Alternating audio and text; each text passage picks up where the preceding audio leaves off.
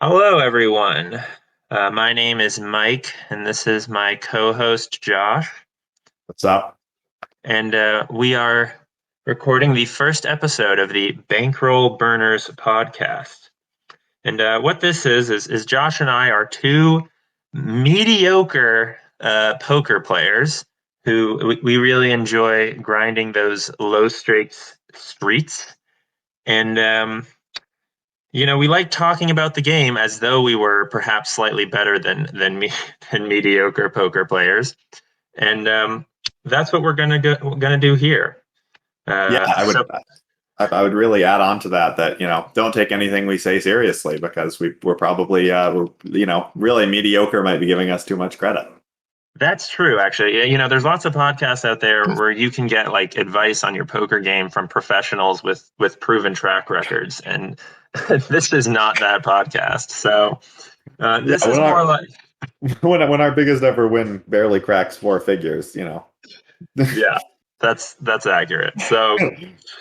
Um, Yeah, so I would say, this is more like, discussing hands with your buddies. And then, basically what we're going to do here is Josh and I each have two hands from the past week or so of playing poker that we've kind of written down that we thought were interesting. And we're going to take turns sharing them with each other. And neither one of us has heard the other's hands yet. So it's going to be kind of a live discussion, reaction. We're going to go through the hands with a fine tooth comb and see where we screwed up, see how we could have done better. That does that just about cover it, Josh? I think that's it. Okay. Well, why don't we jump into it then? I'll start with a hand I played, playing 2-2, which in Jacksonville, Florida. Which is kind of the lowest stakes. They don't really have a 1-2. It's just all And two wait, and two. which room is this? Just there are a few of these rooms scattered in Jacksonville. So which room are you playing at here? Out of This is curiosity. Orange Park, or this is Best Bet Orange Park, which is a bit more of a passive room, I would say, than the other room, which is Best Bet Jacksonville, has a bit more action, so it's a bit more actiony type players. So that's definitely relevant context. So we're playing 2-2. It's seven-handed, and I'm actually the effective stack in this hand with $160 in front of me. The cap is 200, and normally I like to top off, but for whatever reason, I just wasn't in this particular hadn't yet in this particular hand. So I'm sitting there with 160, and we've been playing maybe an hour, so it hasn't been that eventful of a session so far. And the hijack is this guy who's like, he's an older guy. I would say he's he's not like super old. He's like probably in his late 50s. But he was actually like playing reasonably well from what I could tell. A lot of times these older, these guys in their late 50s are just like, ridiculously passive type players. But this guy was not. He was making some good moves. I saw him run a few bluffs. And he was also running super hot. Like he had aces like three times in 10 hands or something, and he was That just making helps. sets. Yeah, so he was doing all right. He was very deep. Um, and he opens up this hand. It folds to him. We're seven-handed, and it folds to him, and he opens to $7. Which is a really small raise size for this game. Most people are opening to 12, 10 or 12, maybe even 15. And he was too, sometimes opening to those sizes. But this hand, he only opened to 7. And I didn't know if to read much into it because he had done it once before at least. And so he'd done it a few times. And I don't think his hand was terrible the first time he did it. So I don't know to read too much into this bet size, but it's certainly small for the game. And immediately the cutoff calls, and the cutoff is bad. The cutoff is a bad player. Yeah. So the cutoff calls, and I'm in the button, and I have ace of hearts, 10 of spades. So this is sort of the first decision point of the hand. I think that there's a number of things that could be done here, but I'm curious what you think, what you do here, Josh. Well, to be honest, I mean, I think the prevailing theory would probably be that this is kind of a raise or fold spot. I think ace 10 is kind of not strong enough to make to just flat call. you're going to be dominated a decent amount of the time. It's not suited. So you don't have that sort of extra equity. That said, I might call anyway because I'm, on the button and I'm bad and I like to see flops, especially against pretty bad players and for, such a small sizing. But I could definitely get on board with sort of a 3-bet, probably get the cutoff out at least. And if the hijack's playing reasonably well and somewhat tight, then it might actually, kind of get through, assuming the blinds are relatively weak as well. So I might go for a 3-bet here. Okay, what sizing would you take? Well, I'd probably go about standard 3x plus 1 for the limper, so that makes 28. So I'd probably bump it up to 30, just kind of accounting for the blinds and making it a round number. Okay, I think that's reasonable, and I think I would do that sometimes. And I think I would also fold this hand sometimes. And I agree that it's probably too weak to call for the most part. I did end up calling, and I did it mostly because it was such a cheap raise size. I was like, this could represent kind of a weaker part of his range. I know the cutoff is bad. I'd be curious to see kind of what can develop here. I think that's probably bad thinking. I think if I knew the hijack was also bad, it's probably fine to just call here. But I think it's probably a mistake to call. I think 3-betting, it's definitely a junky hand to 3-bet with, but in these live games, you can get away with that a lot. Yeah, so. That's why I kind of feel like folding maybe is the best option, just because also if you call, given the size, I mean, I feel like the blinds are just going to call a ton of hands, which is also you don't really want to take this hand 5 ways. That's exactly what happens, Josh. So we're going 5 ways. Oh, good. Yeah, I think I probably I agree that folding is probably the best line here, but I did call. So we're 5 ways. This is $35. We did warn you, listeners. We did. That's right. You received a warning about the caliber of play you'd be hearing about here. So we're going $35 to a flop. It's Queen of Spades, Jack of Hearts, 10 of Hearts. And I think this is a really interesting flop for my specific holding. So because we've got the backdoor nut flush draw, we've got a gutter to Broadway, we've got bottom pair, and possibly, if we could make trips or something here, that could be good. We have a lot of potential going on, and basically what happens is the hijack is the blinds check and the hijack bets again. He does continuation bet here. Into 4 other people, which I think is noteworthy. And he bets $15. And the cutoff folds pretty quickly, not surprising. And so what do you think you do in my spot? Once again, the flop is Queen of Spades, Jack of Hearts, 10 of Hearts, and my hand is Ace of Hearts, 10 of Spades. Well, I think I'm probably happy to just call here. I know we have a bunch of we have some equity. I think the best thing that's going for our hand is really the backdoor nut flush draw, honestly. We do have that gutter to Broadway, but it's not really a good gutter in that it does make us the nuts sometimes. I mean, it does make us the nuts if it's a non-heart, but it's like the most obvious draw, right? Like King, Queen, Jack, 10, you're just like never getting paid off by anything worse.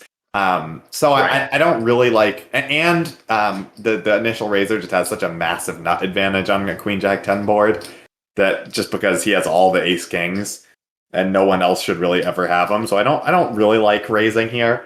But I also think we do have plenty of equity with the pair, backdoor draw, and like a king still does make us the nuts and gets us, a bunch of dead money. So I'm happy to call and evaluate, what the blinds do. But if things start going crazy multi-way, I'm probably, not too attached to the hand, let's say. Yeah, I think if I were to call here and then one of the blinds were to check raise, I think this is just a trivial fold at that point. Yeah, absolutely. I think I agree with everything you said. I will say one other downside to this hand is if we do make Broadway, we're very likely chopping with a lot of the hijack's range here. You know, he can have ace queen, ace jack, and of course he can have ace king for the nuts right now, which then just gets, is still the nuts and just chops the best. So I guess that part of the hand, that part of our kind of drawing isn't as relevant. But yeah, I think that folding this hand is too nitty. I mean, would you agree there just to fold here? Just because we've got action behind, it doesn't mean we should be folding. Yeah, I agree. So I do call. And the blinds both fold, so that's good. Great. That's awesome. Yeah. So we are now, the pot's now $65 minus the rake, whatever. Yeah. And I'm kind of looking at our stack sizes here, and I've got about 120 left. Yeah, something like that. 120. No, sorry, less. 120, 130. More. Well, yeah, Well, because we put in, we've just put in 22, so we've got 138 left. That's 140 left. Yeah. Yeah. And the turn is really interesting. It's the Queen of Hearts. So we pair the top card, put three to a royal out there. And now, of course, we are sitting with the nut flush draw. Right. And we have the ace of hearts. And I was going to say, one reason I don't mind calling here, too, is because, the ace of hearts also helps a lot, against some of these scare cards. He can't be doing something like, free rolling us with the same gutter and ace x of hearts, right? Sure, which is nice. So Queen of Hearts, a very interesting card. Yeah. It's also interesting because, typically when the top card pairs, that's going to favor the pre-flop aggressor here. Right. But it's interesting because I think I definitely have more flush draws here, so I make more flushes on this card, and like in terms of my range. And then it's like an interesting question of who has more boats in this spot. And I'm not exactly sure.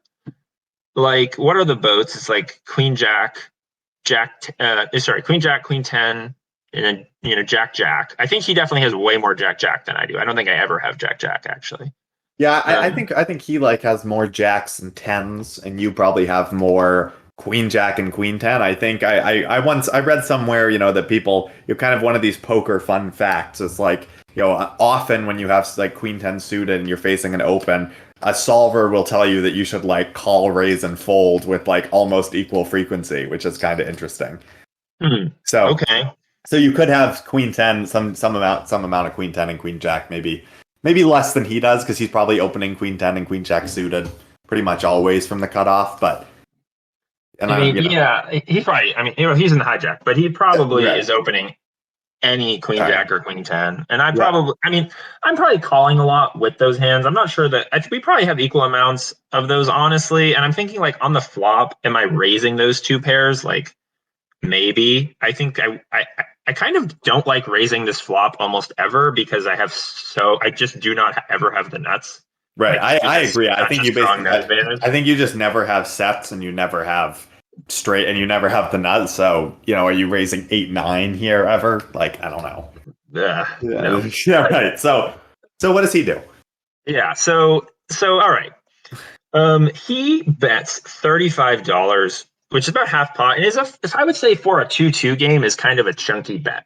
People don't tend to bet that big with even decent hands. It's just people live 2-2 players or 1-2, whatever, they just won't bet very large usually without strong holdings.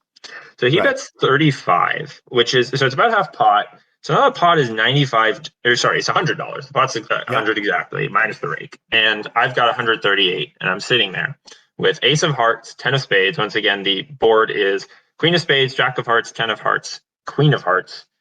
And so what do you do here? Well, that's kind of interesting because I know you have more flushes, obviously, in your range, and we have the ace of hearts, which is a good blocker. And having a 10, kind of cuts down on some of those boat combinations. So I do think this hand, if we're going to be raising value combos here, if you wanted to raise your queen jacks and queen 10s for value, I think this hand is a pretty good bluff candidate. You have basically exactly a pot size raise left. So a little bigger. I have one. No, that's right. A little smaller. It's pot size. It's a smidge bigger, but yeah, pot size raise. Yep. So I I think I just like jamming here. I know like he can have ace king, but I think we do want to be value jamming some number of hands here. And unless you want to make the argument that since we're in position, if we call, we're going to have less than a pot size bet left, and we should be able to get it in on the river with our super thick value hands. And we don't ever want to be raising here, which I can get behind being in position. But I'd probably want to raise here, I think. Yeah, that's interesting about never wanting to raise here because we're in position. Like, are there hands that we can get value from? Like, the question here is are there hands we can get value from on the turn that we can't get value from on the river? Right, and we have the ace of hearts, which kind of blocks a lot of those one card draws. Yeah, that's would be the main one, right? That he might call off with an ace of hearts, with that gut shot and nut flush draw that he would not be doing on the river. But we have the ace of hearts, so it's unless he has exactly the king of hearts, which he's less likely to pay off. So I don't. I think it's interesting. I think you might be right that it could be correct to just go for the river jam. I guess the one problem with this is we let him keep the betting lead, and so if he is bluffing, then he can actually force us to fold rivers by just shoving the river with a miss, and we just have to fold if we also miss. Whereas if we take the initiative and bluff here, we knock him off of his air. Yeah, absolutely. So I think I do I think this is a great bluff candidate. I mean, I think, having the 10 blocker and having the ace of hearts, it's what more could you want, really?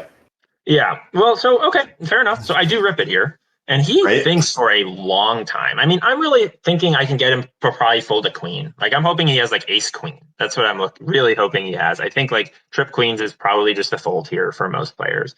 Obviously, if he has any kind of bluff, he wouldn't be tanking here. So I'm hoping he has a queen. And he says to me, will you show if I fold face up? And I say maybe, because that's usually how I answer that question. And he does. He folds face up. And what do you think he has? Well, I don't know. I think maybe he could have something like pocket kings here. That's because that's kind of a hand that he would want to keep betting on the flop. He's got the open ender, but he really doesn't like seeing that queen, especially if he doesn't have the king of hearts. Mm-hmm. That's that's an awful turn card, because you could have easily called with a queen. You could have, that you could have made the flush. It's really not a great card for him. So I don't know that I'd be folding necessarily, but I think that's one candidate for a hand he could have. Yeah, I mean, so yeah, that's interesting. I think kings is in an interesting spot there. But what I do have, what he does show me is ace king off with no heart. Well, I mean, that's just you better bluff my thoughts of it. I think your tag of him as playing reasonably well just kind of goes out the window at this point. Yeah, for sure. That's just ridiculous. That's ridiculous a pretty insane fold. Yeah. I mean, so anyway, I was hand, good bluff. I mean, you just gotta bluff the shoes off that guy every hand, unless you showed. What's that? Did you show him? I did show him, and he was not too pleased. Yeah, I did show him. Yeah, he was an interesting guy. He kind of kept running hot and left after he stopped running hot, as it goes. So, okay, well that's it for me. So why don't we go into your first hand here? So I've got two hands. I guess I'll go with the first one. Is this is a hand that I feel like I played poorly on a couple streets. Well, I guess I played it poorly on. I think I played it poorly on one specific street, and then I'll save my funny hand for last, which is it's really going to be a funny one. There's a great street in it, so spoiler warning. Okay, so I'm playing 2-2. I'm playing it actually at Best Bet Jacksonville, the other location. I was just in Jacksonville visiting Mike and some family. So this is a bit more of an aggressive game. It's a deeper buy-in. So at Orange Park, which is the one from the last hand, the max buy-in is 200. This one's 300. It does tend to attract more. I think more. It seems to me from my one time playing that it attracted more competent players. There were a couple reggy young dudes with headphones and kind of taking 20 seconds every decision. Total pain in the ass. That sort of game.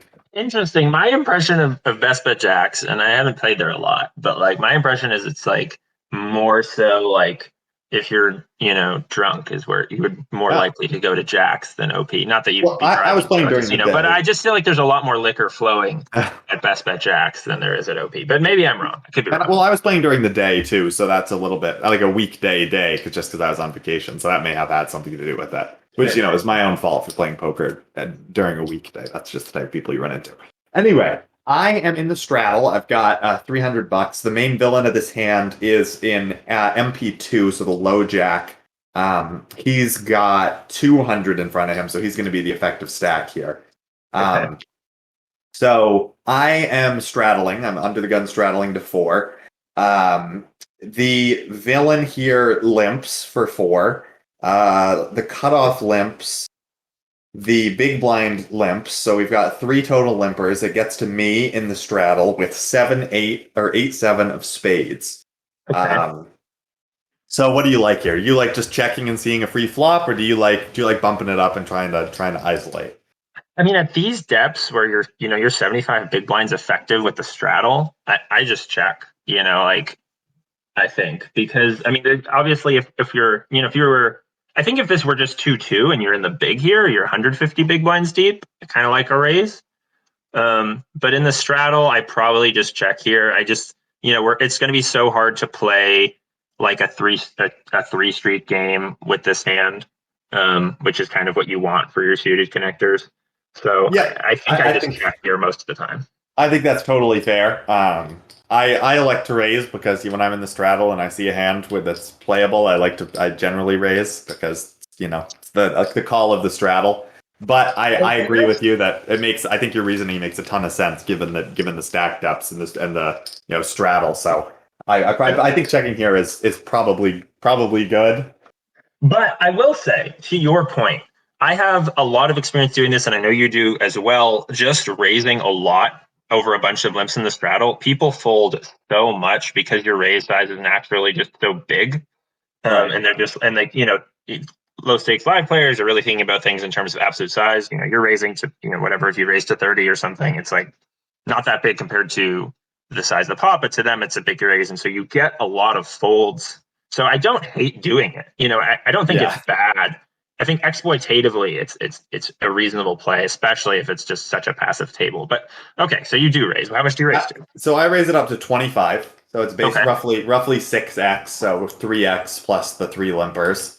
So it's 2-2-4, right? And you make it 25. I mean, that's reasonable, right? So, well, because let me think. If it were 1 limper, what are you raising to? Probably 15.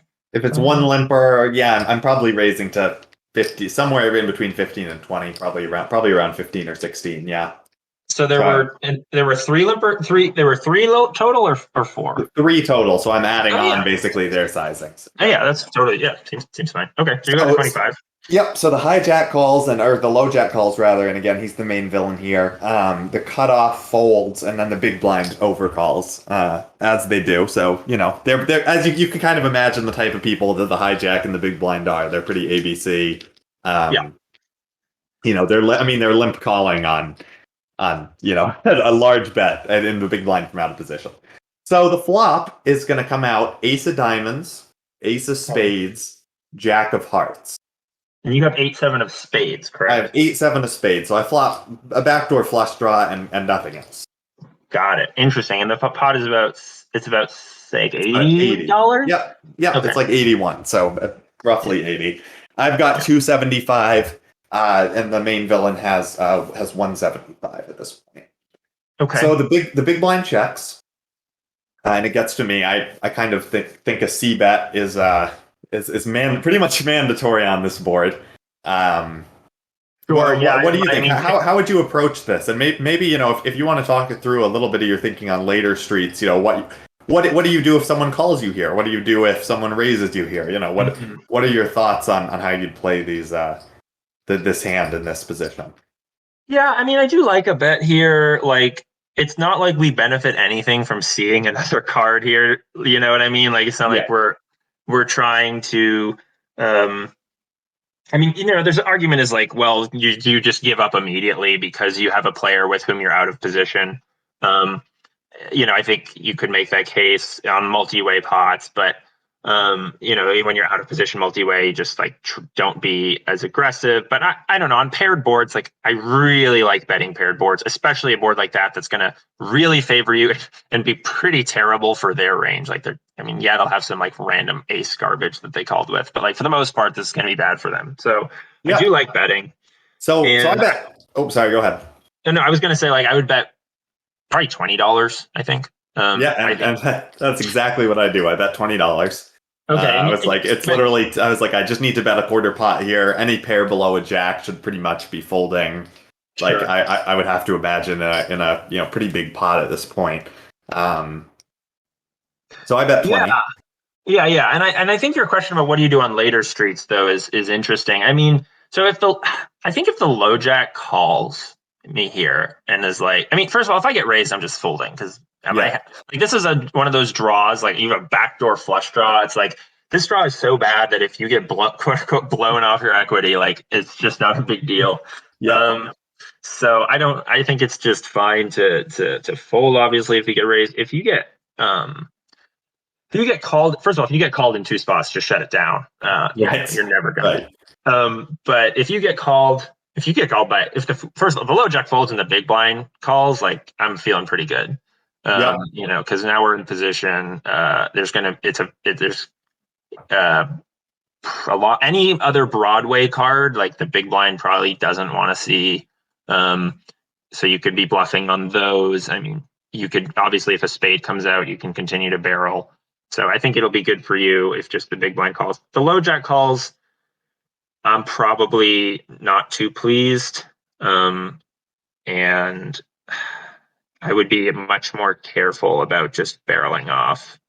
I would really only want to barrel maybe on spades, basically, again, versus low jack. So that's my 2 cents. Yeah, I totally agree with that, and we'll get to the later streets in a sec. But I think, looking back now, I basically agree is that, if I get call players in position, I just kind of need to shut down if I don't pick up additional equity. Because, he's pretty, especially in these players in low-stakes live games, are probably only calling with, aces. And, maybe the occasional jack. Yeah, so, I think a lot of them will call with at least a street with a jack. Right. So I bet 20. The low jack calls and the big blind folds. Okay. So we are going heads up, but it's not the player we'd prefer to play against. Sure. So at this point, the pot is now around 120. I've got 255, and the villain's got 155. So the turn now comes out a queen of clubs. So the board at this point is ace, ace, jack, queen, rainbow. So it's all four suits are represented. No flush draws possible. Heavy Broadway board and it's paired in the aces. So and you said he only has 155. Is that right? Yep. So he's got a good bit over pot and a quarter roughly. Okay. Yeah. All right. So what do you do? So I was thinking about it, and I kind of, looking back, I think I do not mind. I kind of don't mind checking or betting here, because I think a large portion of his range is aces, and I know you and I offline have talked about before that, the limp calling range of low stakes live players, even though it shouldn't, consists of a lot of ragged, unsuited aces. Yes, absolutely. It's quite remarkable. And then those players don't really like folding. So, going for a 3-street bluff here, is not you're probably just going to get tank called by ace deuce, sure, a decent amount of the time, right? So, can I just say my favorite is when you're in a situation like this and they do end up folding, and then they go, "I didn't like my kicker." And you're like, bruh. Well, you shouldn't have called $25 before the flop of that, right? Yes, absolutely. So, but that said, with it's so Broadway heavy, they might fold an ace at some point, and if they did have a jack, they're probably going to release it at this point with ace with another overcard to it coming out. So I think for a while, and I think I do kind of make a mistake here in terms of sizing. I wind up betting 75, which is around 2/3 pot.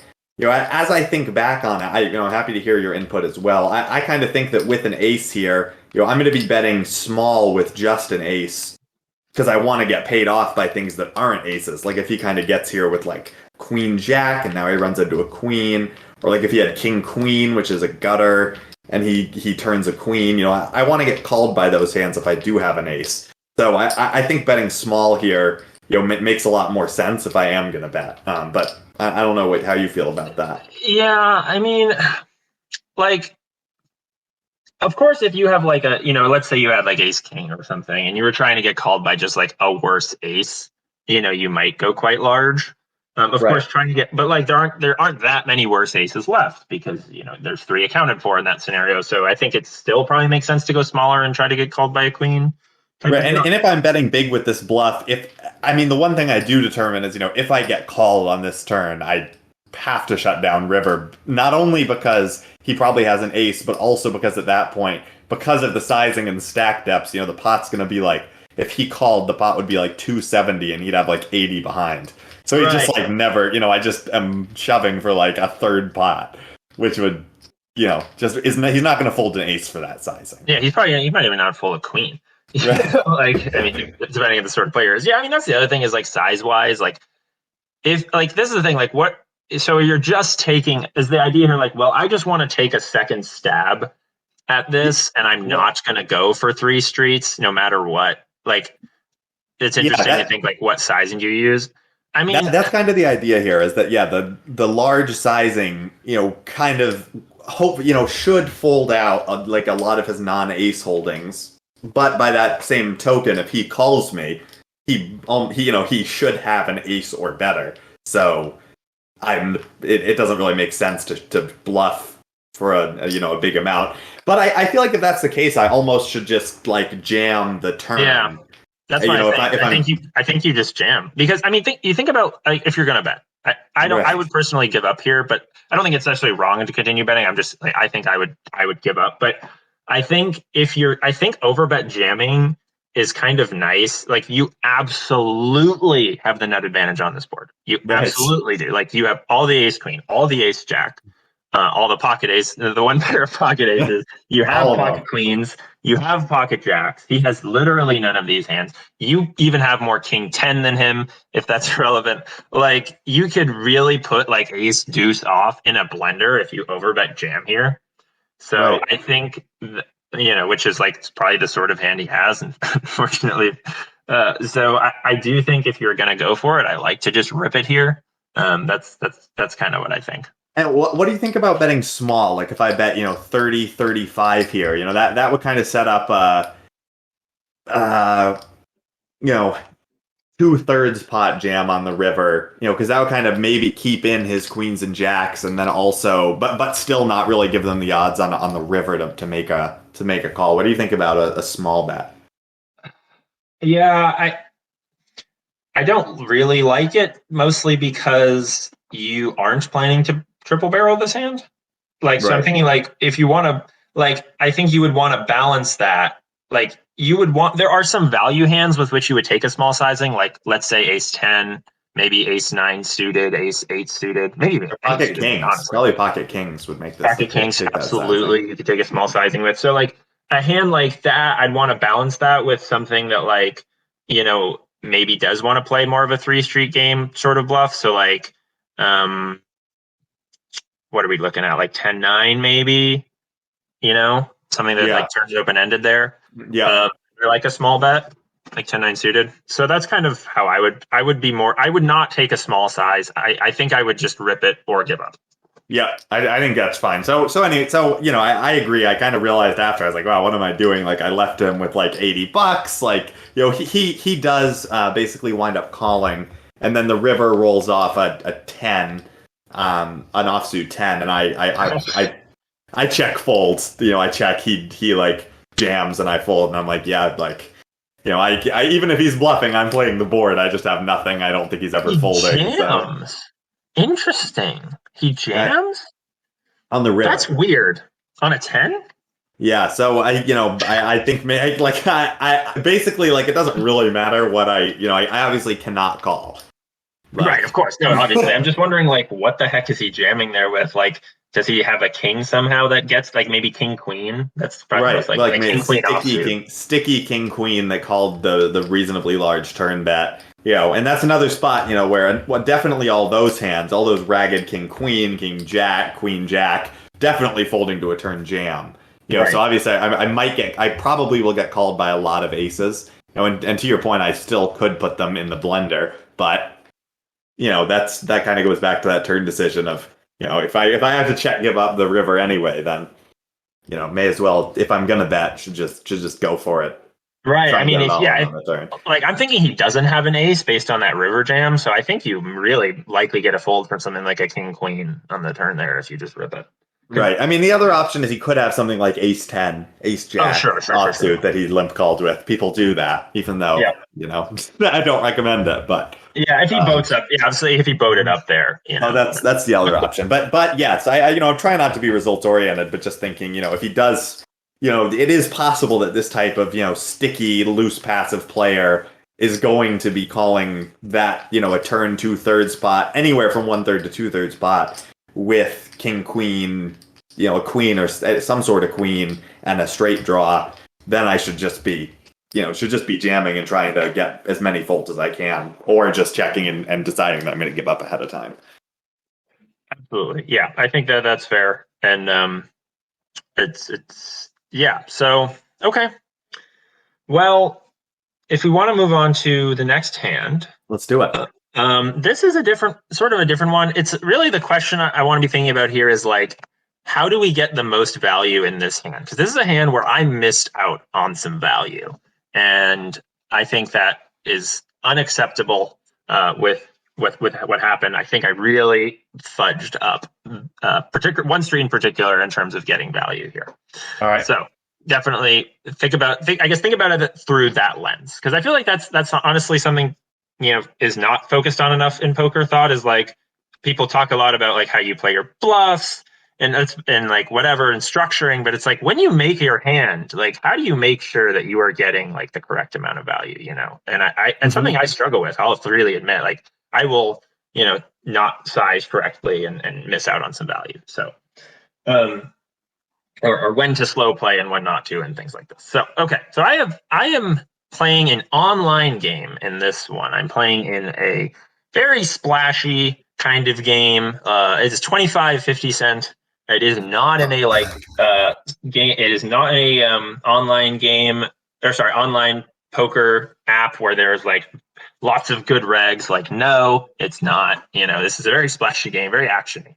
Yeah, this is like a game for context for listeners. This is like a game that basically plays like an online home game versus, what people think of online poker. It's not like we're playing on ACR or Ignition or GG Poker. It's like we're playing on, like some random game that's hosted. Yeah, online. We're playing with some people, some people are just there to have a good time for the most part. And, definitely people who are interested in the game of poker much more so than like in a live game.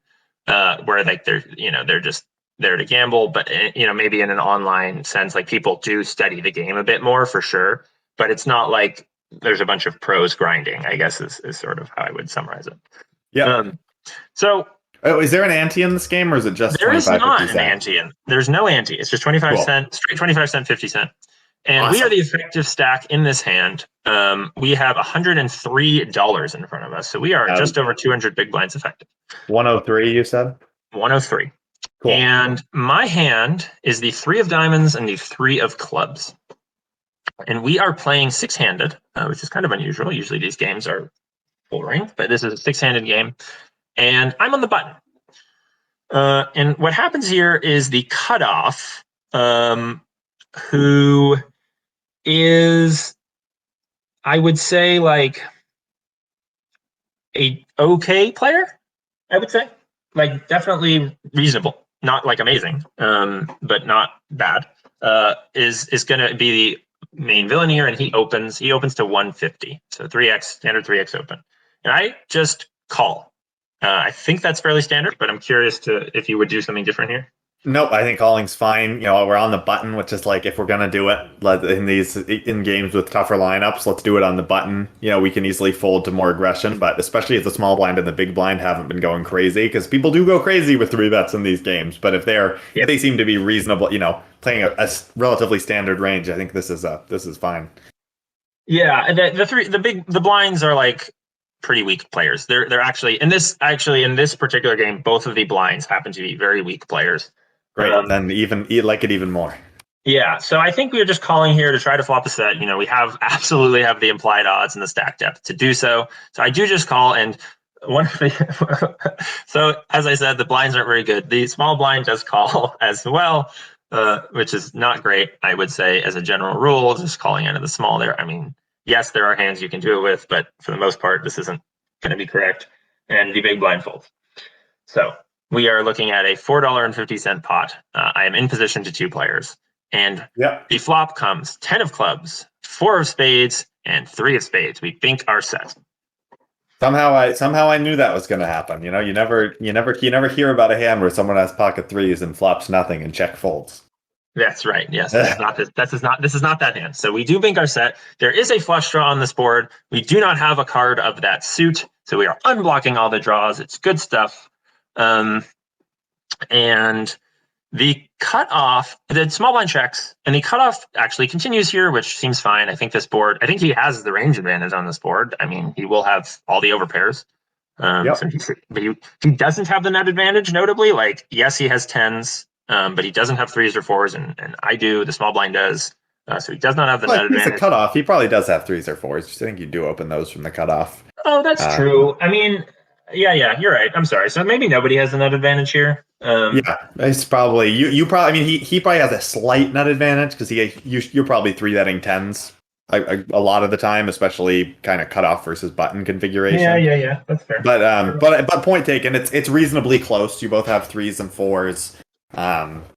He has overpay, and he's more weighted towards overpairs. Yeah, so. I mean, I guess this isn't such a board where I would like a large continuation bet sizing. If I were the cutoff, I would probably take a small sizing. Sure. And how much does he bet? He bets $2, which is kind of about right. Maybe he should bet 150. I don't know. The solver probably says 150. $2 is fine. So he bets $2.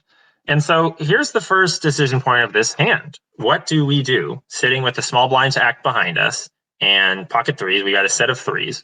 We are unblocking all of the flush draws. What do we do here?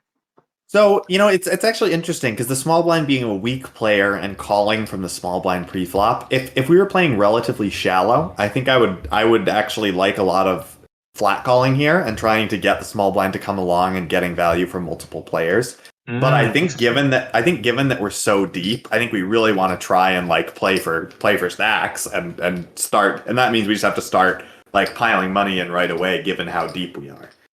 So, okay, I think that's fair. And so you're thinking raise here, bet turn, bet river, basically. Yep. As long as there's no, if the board doesn't, as long as it doesn't run out, 5 of spades, 6 of spades, or something, atrocious like that. Yeah, absolutely. Okay, so we're thinking as long as the board is a relatively safe run out, this is a 3-street hand, and we want to make the streets as meaty as possible. So I agree. I go ahead and raise to $6. Maybe I should go bigger here. What do you think? Is $6 fine?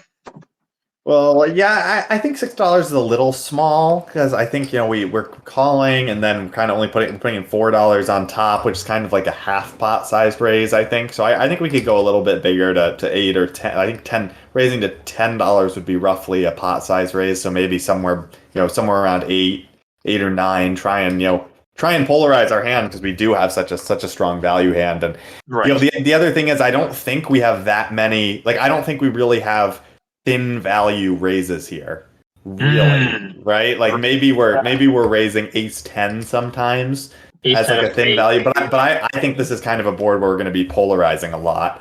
We can have a lot of really strong bluffs like ace deuce suited, ace 5 suited, 5-6 suited that we might be getting a little out of line with. So I kind of want to go big here and polarize.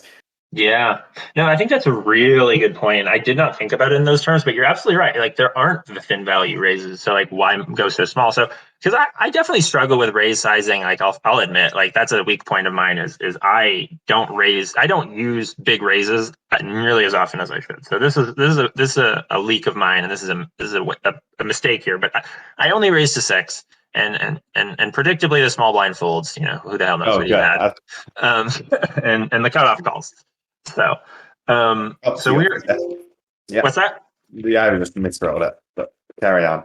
Yeah. So now the pot is 1650, and the turn is the 2 of hearts. which I think is kind of interesting because it's not quite a brick. It's not quite a brick. And so I think that, I mean, I don't know. What do you do here? What do you do? I mean, the cutoff does check, obviously.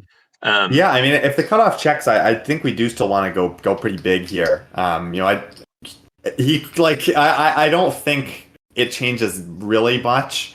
Like, I don't think he's really calling a raise with like ace five, unless he has, specifically like ace five of spades, maybe ace five of clubs sometimes. I don't think he really should have five. I mean, I guess he could have 5-6 suited. It is something he could have, but I think he's still, when he calls, he still has like a ton of overpairs. And if you look at all the combos of like 5-6 suited, the 2 combos of ace five, and then like the bajillion combos of jacks through aces, it's just very heavily in our favor. And I'd like to keep betting pretty big, and get calls from those overpairs. Yeah. So I think that's correct, and that's not what I do. So that's reasonable. In my head, I was thinking like, well, this is a nut changing card, That's true. I do have some ace five here, which is the nuts, of course.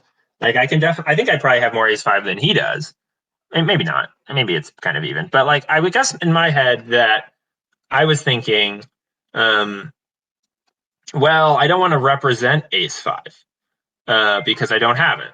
And so I should bet smaller, which is, I don't know why. I think that doesn't really make much sense. But that's what I did. I bet $6. So okay, and I would say that this is also something that we could avoid a little bit by making a bigger flop raise, where we actually, when we raise polarized on the flop, we actually want to be narrowing his range down. Right, like we want him to be calling us with like his best, like his overpairs, and not with and we that's like, because then we can keep betting, making meaty bets and getting calls from overpairs. And when we're raising so big and he's calling so big, neither of us should really have like a naked gutter. Right. No, totally, and that's true. And yeah, I think that's just a huge mistake on my part. I think I should have bet bigger on the flop. I think I should have bet way bigger on the turn.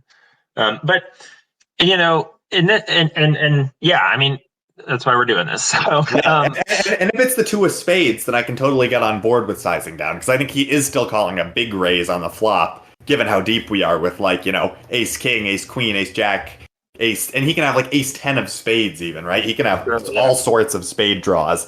But given that it's not a spade, I think that it is a nut changing card, but it's not. It's not a crazily nut changing card like a spade would be. No, absolutely. You're 100% right. And so I should have bet bigger. And he does just call here, which leaves the pot at 28.50. And I guess What do you think he has here? I mean, you've said overpairs. Like, what else? Maybe are you thinking? I think he could have a 10. I know people like these games do play pretty bluffy, so people often just kind of have to. And you are a reasonably aggressive player too, so sometimes people kind of feel compelled to just hold on for dear life with like top pair, especially if he's got spades. He could have spades to go along with it, like Jack 10 of spades or something like that. Sure. Or I think he could even have like a different Jack 10 or Queen 10 or something like that, and just be a non-believer at this point, given the amount, And if he doesn't have any spades, then he would also be unblocking your draws, and then he'd be maybe more incentivized to call with just a 10 or something like that. Yeah, right. If he has either if he has both spades or no spade, but probably not one spade. Right. Yeah. Yeah. So okay. Well, so he does call, and then the river is a really interesting card. The river is the ace of spades. Ugh. I know. Ugh. Okay. And he checks again. So I'm like, at this point, I know I'm fairly confident in this moment, like sitting here with the shot clock going down. I'm like, I'm not going to make a correct play here because I don't know what to do on this card. So sure. I'm like, yeah, it's a weird card. So let's talk through this. I mean, what the heck? This completely changes the nuts. It's also, it puts 4 to a straight out there. It completes the flush draw. It's also an ace, which is better for him if that matters at this point. He does have more hands like ace 10 than I would, for example. But I mean, ace 10 isn't even that good here, so maybe that's irrelevant. Yes. So yeah, it's a weird card. What are you thinking? Well, I'm thinking, first of all, I pretty much am discounting the 4-liner. I think that, like, he really he should, like, never be here with a 5. Unless it's, like, 5-6, and he's, like, slow playing it, which I don't really think he is. I would even say he probably doesn't have 5-6, because he'd want to raise the turn when we're so deep. When he makes the nuts, yeah. So I don't really think he should ever have a 5 here, right? Like, it seems very unlikely that he's been calling with, pocket 5s, or, I don't know, 5-4. Like, this all seems like ridiculously loose to call a check raise or just a raise and then another bet. Although, you have kept the bets reasonably small, but even so, I don't think he should be continuing with 5s. Yeah. The flush draw getting there is definitely bad, but the fact that it's the ace of spades, I think, is actually better for us than if it were a different spade, because it means he can't have these combos of, like, ace x of spades. Sure. Which I think is the most, which he's raising, like, from the cutoff, he's probably raising, like, every combo of ace x of spades pre-flop. Yeah. Yeah, absolutely. So based on that, I probably want to bet. But I think now betting smaller is okay. I think betting polar is not necessarily good because, as you said, it is a not changing card, and he still could have, jack at 10x of spades, right? That's possible. Top pair with a spade draw. He obviously could have, like, pocket aces, which just runs into a set. So I do like kind of sizing down here, maybe, somewhere between the third and half pot, just given that sort of board changing texture. And then what do we do if he jams? Oh, well, that's tough. I mean, we might just have to fold just because, like, he does have aces. We don't have a spade. But, like, I don't know. That's tough. That's tough. Right. It's hard to find bluffs that he has too. But, right, exactly. What the heck is what's missed here? Like, he shouldn't have king X with the king of spades, right? Right. Yeah, like maybe he turns. I think, like, if he's a very savvy player, he can turn king 10 with the king of spades into a bluff here. I guess kings with the king of spades, he could turn it into a bluff. Sure, actually, also. King 10 with the king of spades, I don't know if he even gets here. But kings with the king of spades, certainly you can turn into a bluff. Most players in these games are just not doing that. And there's also not that many combos. There's only 2 combos of that because the 10 of clubs is on the board, and then the 10 of spades can't be in his hand if he's bluffing with the king of spades. So right.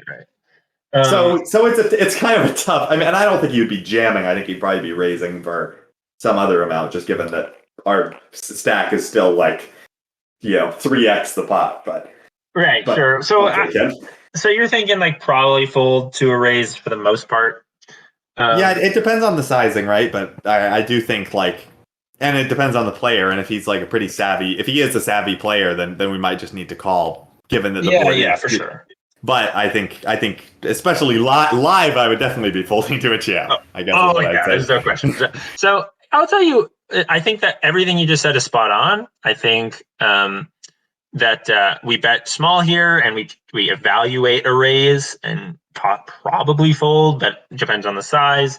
But look to get, we're betting small. We're looking to get value from maybe, like, we don't really have any ace X here. So, like, the ace, like, if he had an overpair that was good, it's still good, versus on the side of flush draw, right? That's sort of the thing. Like, what are we trying, like, let's say we do bet small, like, what are we trying to get value from? Like, kings, queens, jacks, something like that. Yeah, something like that. Maybe ace 10. Yeah. Is, like, something that he might, like, he just run into, like, a top 2 pair, but he probably can't. He can't really raise it. So yeah, well, that's the thing is, I was thinking, like, oh man, he totally ran into ace 10 here, like, or he could have. Like, I was like, what if he ran into ace 10 here? That would be so good. Like, I can get a ton of value from that hand. I don't, and I'm like, I in my head, I was like, I want to bet such that, like, if he raises, it's a jam, and I can just fold. Right. And that was sort of I came to the conclusion that this was a bet fold for value. Sitting there with the shot clock on, I was like, I think this is a bet fold for value. Okay. And I was like, well, if he has ace 10, I can probably get a pretty chunky amount of value from him. Of course, so I ended up landing on a $25 bet into $28.50, which is, I just think a mistake. I think it's too big because we're never getting value from kings, queens, jacks Otherwise, with a small bet, we might. So I think it was a big sizing mistake, and he tanks for a long time, almost until I think he just ropes out and folds. Yeah. Okay. And I would say, I think with that bet, just because it's kind of such a weird bet, like you might get some calls from things like king, like overpairs with a spade. Might kind of think, wow, like what is he doing this with? Like, would he really play a set this way? It's kind of a merged range almost, where you're trying to get calls from non-believing hands because the nuts changed. So I don't hate it, but I also think we might not be in that position if we were able to bet a little bit bigger on the previous streets. And kind of set ourselves up for kind of narrowing his range down. So. I still don't hate it because I do think we can get calls sometimes from like kings with the king of spades, for example. Sure. Yep. And yeah. So fair enough. I mean, ultimately, this was a really helpful discussion for me in terms of like, I think I'll think about this a little more next time with raise sizing, especially like, well, do I ever have a small value raise here? Like, no. Okay. So let's take a bigger size. Let's really polarize. I don't think that I've integrated that thinking too much in my game in the past. So this conversation was very helpful for me. So cool. I think that's a really totally helpful to our listeners who are getting this awesome advice. Absolutely. Take it all without questioning. 100%. All right. Let's get into our last hand here. All right. So as I said, there's going to be a great moment later in the hand.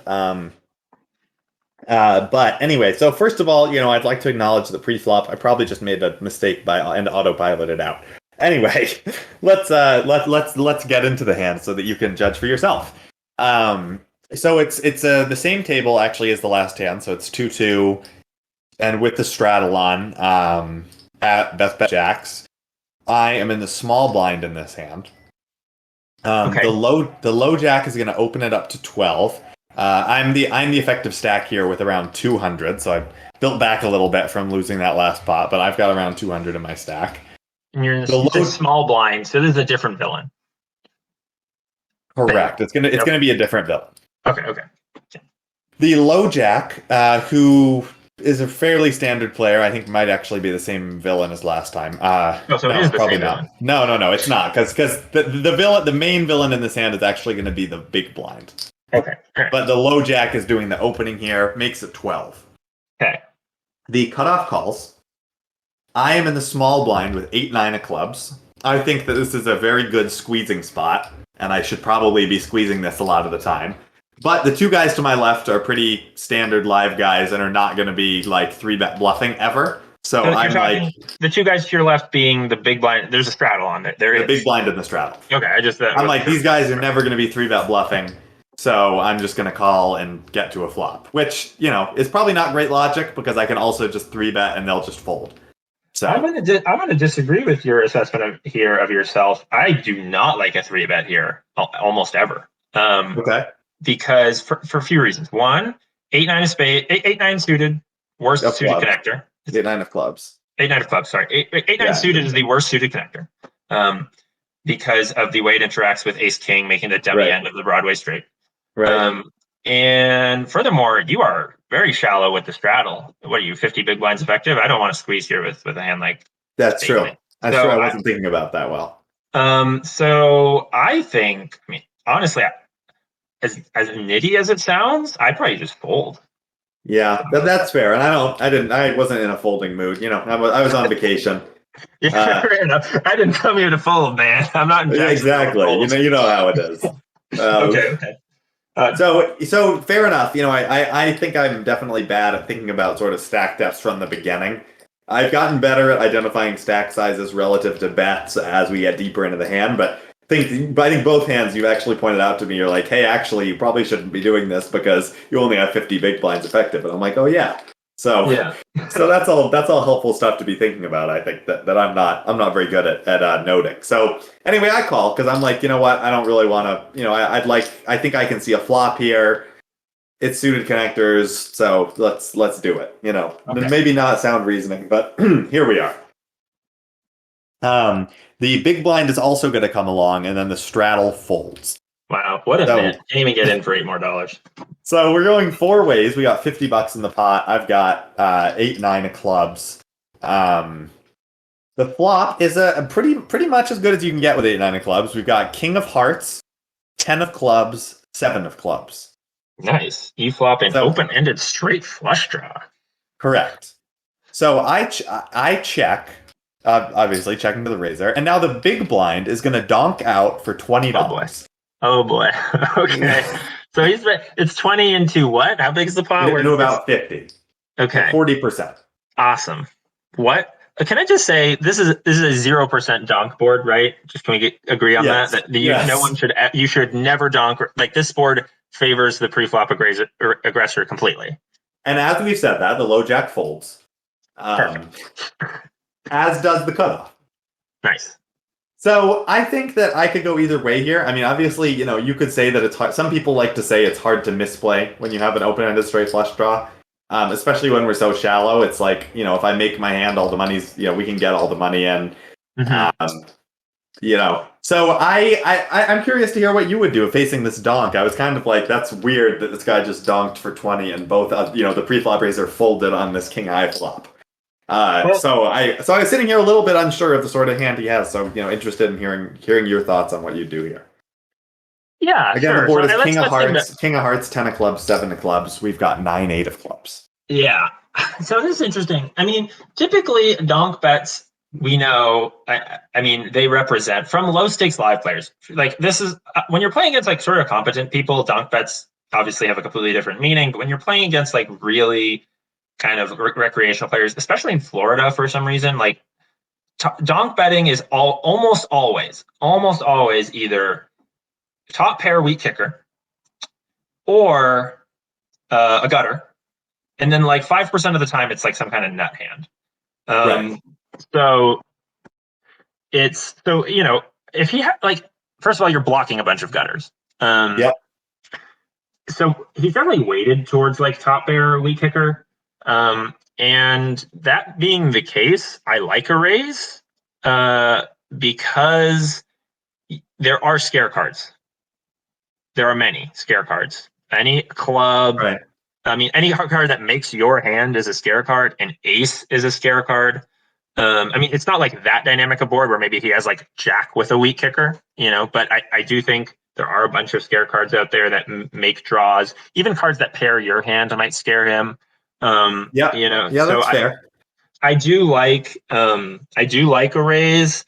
So like, I don't like a huge raise because I don't think you need to, and I think it might make the stack size awkward. But if you pick it up to like, I don't know, if you make it like 60 and then the pot would be, and he calls, then the pot is like 170 and you've got, you just got like a 2/3 pot size jam on the turn. I think that's fine. Yeah, I totally agree. I was kind of thinking, given that there are so many scare cards, like I can check raise the turn a lot too. So I was kind of leaning towards calling because I also hadn't seen this villain do this before. And I feel like when people donk like top pair weak kicker or like weak hands, they tend to do it like quite often. That's fair. So I was like I was kind of confused, and I was basically like, you know what, like I can always check raise the turn, if those scare cards come or if I make my hand. So at this point, I basically figured I'll just wind up calling. I think that there's total merit to putting in a raise as well. So I just want to, if you say if a scare card comes and then you would check raise the turn. I mean, what are you looking to get called by there, I guess? Well, then it would be, so first of all, if I make my hand, sure, then I think I can check raise and get called by, if he has if he does have, 2 pair, if he has a set here, which is possible, as you said, some of these donkers are doing that. Okay. But or if there's a card, as you said, that like pairs my hand or like an ace, then I can potentially be raising as well. Because I do still have like buckets of equity, even if I don't like make the straight or flush on the turn. Interesting. Okay. Yeah. I mean, I think like if you pair your hand, it gets kind of weird because then like, well, now you have some showdown value, but you probably aren't good. So continuing to like semi bluff is probably correct. So okay. All right. Fine. So you check. You call. It sounds like I wind up calling. Okay. So now the pot is around 90. The turn comes a 3 of clubs. So we bink the flush. Cool. So the board is 10-7, king 3 with 3 clubs and the king of hearts. And there's 9 in the pot, and you have What do you have behind now? 170. I've got 170. Okay, cool. So I check to continue to, and the villain bets 20 again. Which I'm like, it's such a small bet, and I hear you laughing because this is like a classic live low stakes move of like, I'm just going to bet the same amount. And again, it's kind of something that could mean multiple things, where like he could just have a top pair weak kicker and be like, ooh, I'm going to get him to call me with top pair worst kicker. Or he could have like 2 pair and he's like, I want to induce him to call me with just 1 pair or some of that sort of weird logic. Yep.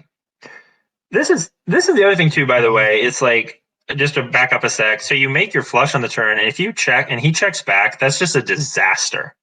That's true. So that's another reason why I kind of do like a raise on the flop. But okay. Yeah, that's weird. I mean, you're right. Like, this is just like the class. It's like all of the low stakes live nonsense in one hand. It's like donks into multiple people and then name size on the turn. We haven't even gotten to the funny part yet. Oh, so I basically here, my thought is, he could have 2 pair. He could also just have a king. So I kind of I do want to raise here to like take the betting lead and, try and get it in on a river. Mm-hmm. So, but I think I can go relatively small here and try and get called by like a non-believing king. Absolutely. I love that. I was going to say, like, just make it, like, just click it up, And I do go a little bigger than that. I wind up making it 70. Which is, it's still pretty, it's around a half pot raise, basically. Mm-hmm. It's like when I call it 20, the pot's then like 130, and then I'm raising 70 on top of that. Okay. So it's relatively small. I didn't just want to min click it. I could have probably raised like 50 or 45, because then I still have around a pot size bet left on the river. So I do see your point that like if I go smaller, I still like the river jam is still well set up. That's why, that's exactly what I'm thinking. I'm like, listen, if we can get the money in on the river, like I want to make it as small as I can possibly and still get the money in on the river. Because like whatever this guy's doing is like something really stupid. And like, I want his stack, So here's where the hand gets weird. Okay, so I bump it up to 70 and he goes deep into the tank. Keep in mind it's the turn here and we both have money left behind. Yeah. He looks at me and he says, wow, you're really going to make me fold 2 pair here. Oh my God. Okay. And then he calls. What?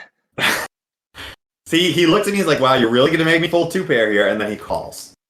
Okay. So he calls, which makes the pot like 230, and I've got like 100.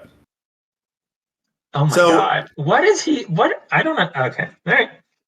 Now the river is is one of the few cards that I really do not want to see when he says, you're going to make me fold 2 pair, which is an offsuit 7.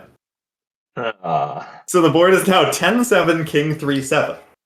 What are the okay? Now the fact that it's an offsuit 7 is at least blocking some of the king 7 suiteds, if that matters. But sure, that's correct. Yes, there are 2 combos of 10-7 suited and 1 combo of king 7 suited. There's only king 7 and diamonds left, and there's 10-7 of hearts or diamonds.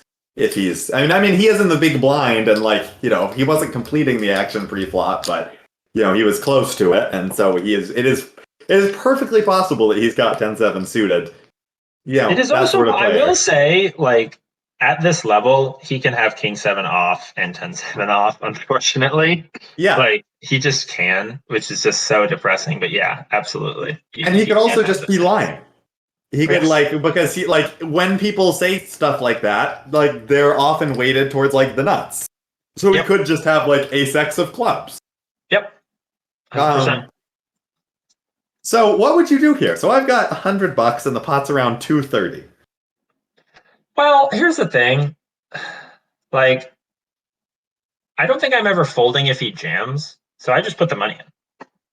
Interesting. See, I was kind of thinking, given like the weirdness of him being like, I have 2 pair and then calling, I was like, I was kind of worried that he had like, a nut, like a higher flush than me, or like boated up. Like I just feel like if he's telling the truth that he had 2 pair, a lot of his hands are now beating me.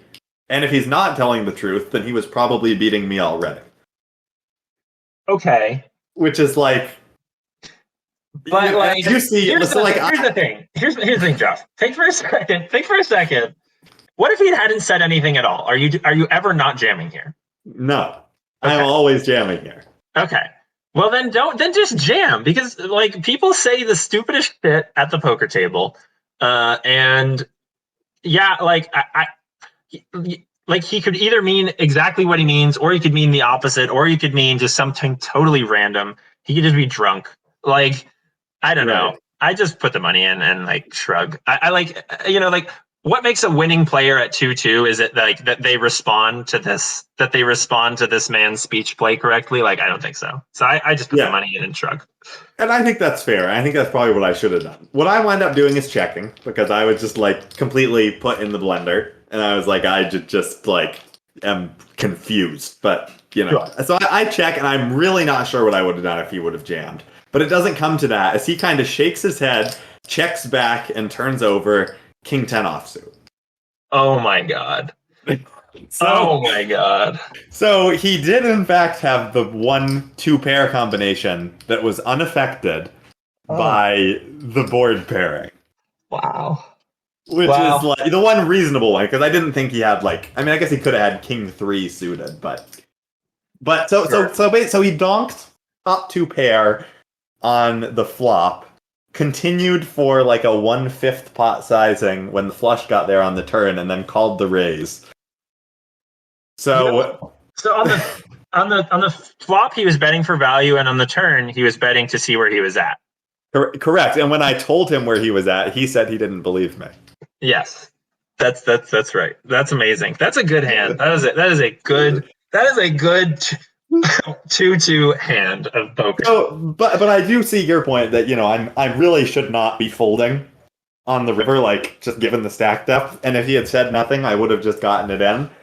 So at that point, let's just take the initiative and get it in, and maybe he even holds a higher flush or something. If he's like, oh my god, I can't believe the board paired, blah blah blah. Yeah, not that I think he would, but he might even call with his the 2 pair he had. He might call.